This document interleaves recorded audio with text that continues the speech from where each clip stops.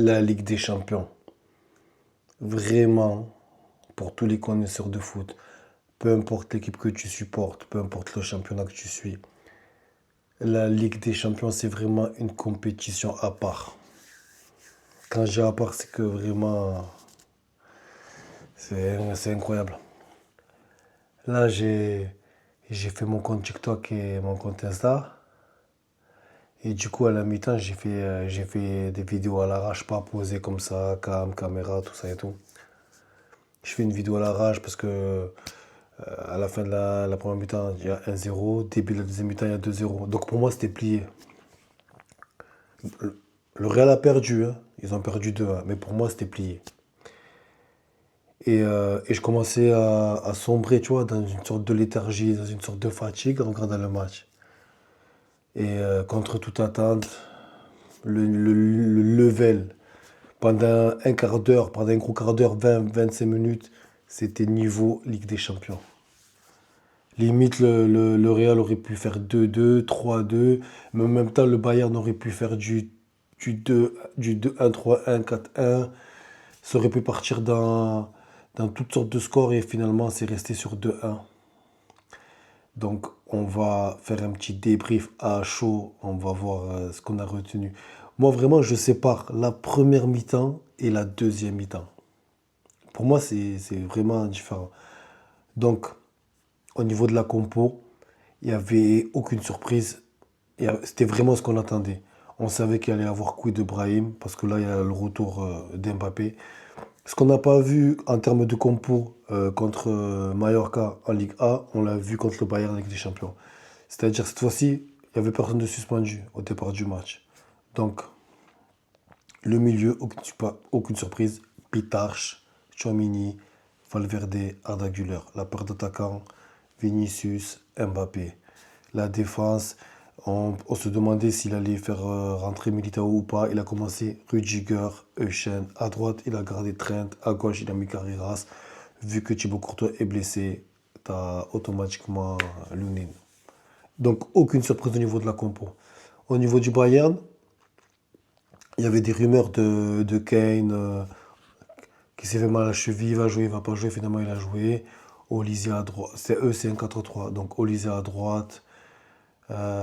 Dias à gauche, la défense, Jonathan Tah, Upamecano, donc Neuer dans les buts. Ensuite, il y a des noms là qui m'échappent là au niveau de la formation. Il y avait Gnabry, il y a un moment donné, il y a Moussala qui rentre en deuxième mi-temps, mais bon, bref, on va rentrer dans. Donc, m- moi, quand j'ai analysé la première mi-temps, j'ai vu plusieurs choses. J'ai vu j'ai cru voir une domination bavaroise. Mais malgré la domination bavaroise, que ce soit le Real ou le Bayern, ils ont eu le même genre d'occasion. Sauf que le Real, bizarrement, a plus cadré que le Bayern. Mais dès le début du match, Upamecano, il aurait pu allumer le match avec un 1-0 sur une passe de Kane. Il n'avait pas vu Gnabry derrière, si je dis pas de bêtises. Gnabry, il aurait pu marquer. C'était un match plaisant, avec tu sens quand même que le Bayern est plus fort que le Real. Ils ont des certitudes dans leur jeu. Tu vois, pour moi qui suis le Real, je suis pas le Bayern. Mais imagine-toi quelqu'un qui suit le Bayern. Olysée, Olysée c'est un truc de fou, Olysée. Olysée, c'est un truc de fou. C'est un jour incroyable. Franchement, il t'a fait la misère à Carreras. Il aurait pu marquer. Il a fait une passe décisive, mais il est monstrueux. Il est monstrueux. Il a fait du mal à Carreras, mais vraiment. Ils ont un jeu, mais vraiment fluide. C'est vraiment fluide. Comme j'ai expliqué sur TikTok et sur Insta, en fait, l'action ou la demi-action qui précède le but, t'as Tchouaméni qui fait une faute, il se mange un jaune. Ce qu'il faut savoir, c'est que Tchouaméni, il a déjà un jaune de base, donc il est suspendu pour le prochain match. Et sur une part de balle de Vinicius, je pense que Tchouaméni, il aurait pu aller au contact ou faire plus d'efforts pour récupérer le ballon, mais il était à la limite de la faute. Du coup, il s'est retenu de peur de se prendre un deuxième jaune. Et à ce moment-là, il y a une récupération au milieu de terrain de la part de Harry Kane, qui jusqu'à ce moment-là il a été inexistant. Tu as même les commentateurs qui disaient ah, Harry Kane, il est dans le dur, on le voit pas, et nanani, et nanana. Et il se retrouve dans une position de faux neuf, de numéro 10. Il a remis à Gnabry. Et là, tu as Luis du côté gauche, qui avait tout anticipé depuis longtemps. Il se place comme un vrai neuf et il part dans la profondeur. Gnabry le met dans le bon tempo et 1-0. Ils ont fini par allumer la mèche. Vinicius, il a eu ses occasions, Mbappé, il a eu ses occasions, mais quand même, Manuel Neuer, 40 ans. Je pense que vraiment, on a changé d'époque parce que à l'époque, c'était 30 ans à être vieux. Et maintenant, c'est 40 ans être vieux, mais 40 ans être vieux, c'est être dans. Il fait partie des meilleurs gardiens du monde. Malgré qu'il a 40 ans, il fait partie des meilleurs gardiens du monde. Et en lui, il a 40 ans, il joue au Bayern. Je ne sais pas jusqu'à quel âge il va aller. Encore une fois, aujourd'hui, il a fait des arrêts monstrueux. Il déstabilise les attaquants, il sait fermer l'angle. Franchement, quand tu regardes que le Real et que tu es qu'en mode de Thibaut Courtois, tu te dis Thibaut Courtois c'est le meilleur, mais quand tu vois un peu ce qui se passe ailleurs, franchement, le Real, ils se sont heurtés à un mur, hein. Le Bayern, ils avaient un gardien mid, le score, il aurait été tout autre. Il aurait été tout autre. Donc, fin de première mi-temps, tu as 1-0 pour le Bayern. Et moi, à ce moment-là, je suis un peu mitigé parce que malgré que, malgré que, malgré que le Real a eu des occasions, de part et d'autre, le Bayern aussi a eu des occasions. Quand même, je pense que le plus fort a mené à la marque à la mi-temps. Et là, on arrive en deuxième mi-temps. Et tu te dis, qu'est-ce que Arbeloa il va faire? Et finalement, il fait rien. Il fait aucun changement, il fait rien du tout. Et le match il commence d'entrée. Olysée il part dans son délire côté droit, il la remet à Kane, 2-0. À ce moment-là, je fais une vidéo TikTok, je fais une vidéo Insta, parce que pour moi, c'est plié. Pour moi, à ce moment-là, il y a plus d'intérêt, tu vois. Et je regarde le match un peu, tu vois, un peu de loin, un peu comme ça, tu vois. Je prête pas attention.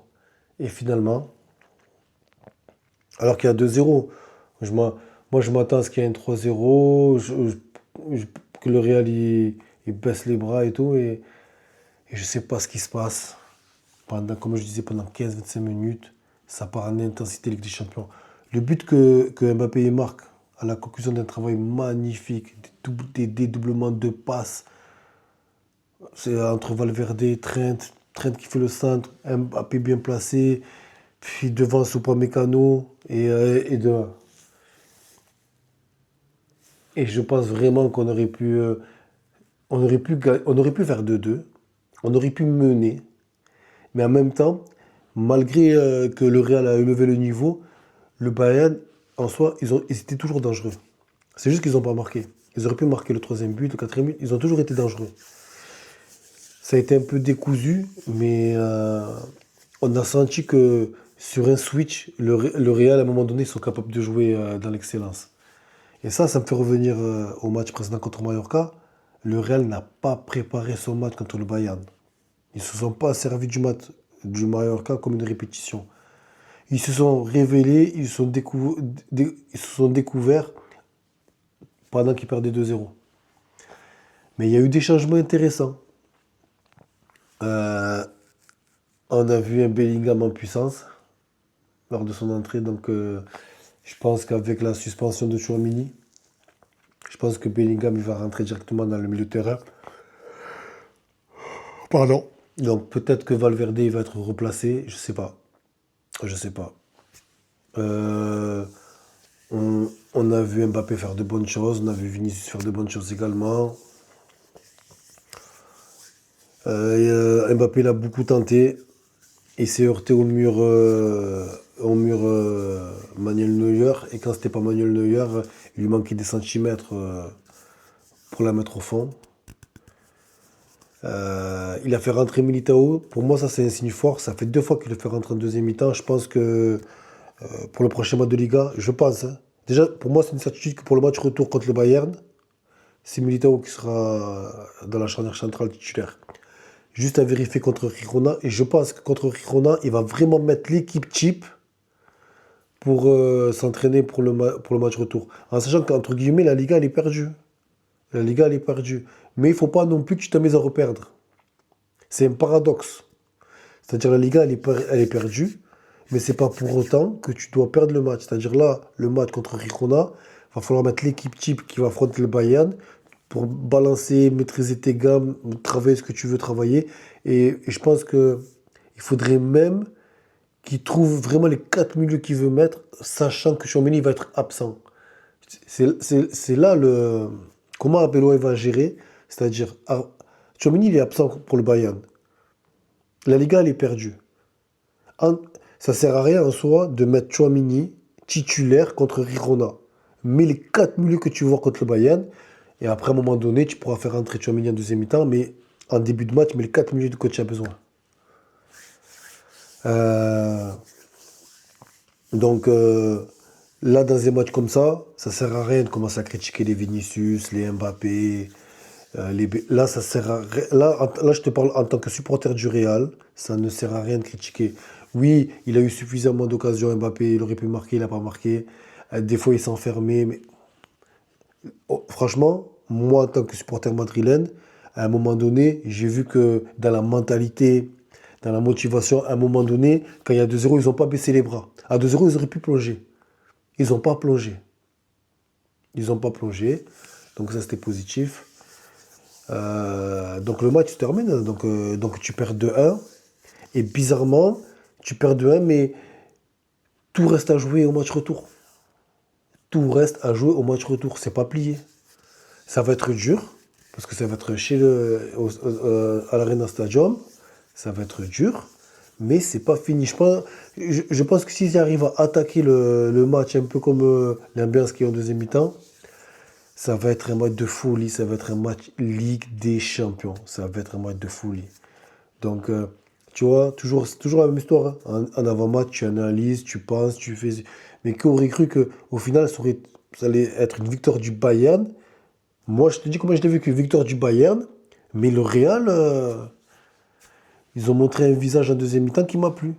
Le visage du Real en deuxième mi-temps, il m'a plu. Donc, je garde espoir pour le match retour. Ça va être très dur, hein. Je garde espoir pour le match retour. Euh, donc, j'ai rapidement regardé le résumé de l'autre match, donc Sporting Arsenal. Pas si évident que ça pour Arsenal, ils ont gagné seulement 1-0 et à la fin du match. Donc le match il était au Sporting, match retour à Arsenal. Même si a priori Arsenal devrait se qualifier, c'était pas si facile que ça. C'était pas si facile que ça pour se qualifier en demi-finale, hein. Demain il y a deux gros morceaux, tu as PSG Liverpool, tu as également Atlético Barça. Moi je regardais Atlético Barça perso. Après, on jettera toujours un œil ce qui se passe du côté de PSG Liverpool, mais moi, ça va être PSG Barça. PSG Atletico, pardon. Donc voilà. Euh, les gars, si vous avez aimé la vidéo, mais que vous n'êtes pas abonné, abonnez-vous. Et si vous êtes déjà abonné, likez, repostez, commentez, faites tourner. Venez me voir en commentaire. Dites-moi ce que vous avez pensé du match. Pour vous, quel a été l'homme clé du match? Quel a été le facteur X? Est-ce que c'est bon, on peut mettre Mbappé à la retraite? Est-ce qu'on le garde? C'est comment? Dites-moi ce que vous en pensez en commentaire. Donc on va revenir demain à froid. Euh, je pense que ça sera inutile de faire une prévia sur les matchs de demain. On reviendra juste sur un débrief à froid et on fera également un débrief à chaud une fois le match entre le Barça et l'Atlético. Parce que c'est intéressant de voir, selon comment ça se passe, le Barça et l'Atlético, peut-être que le Barça va laisser des plumes. Et peut-être qu'en championnat, ils vont lâcher quelques points. Et si nous, on gagne contre Riron, peut-être qu'on a encore envie. Donc voilà, les gars.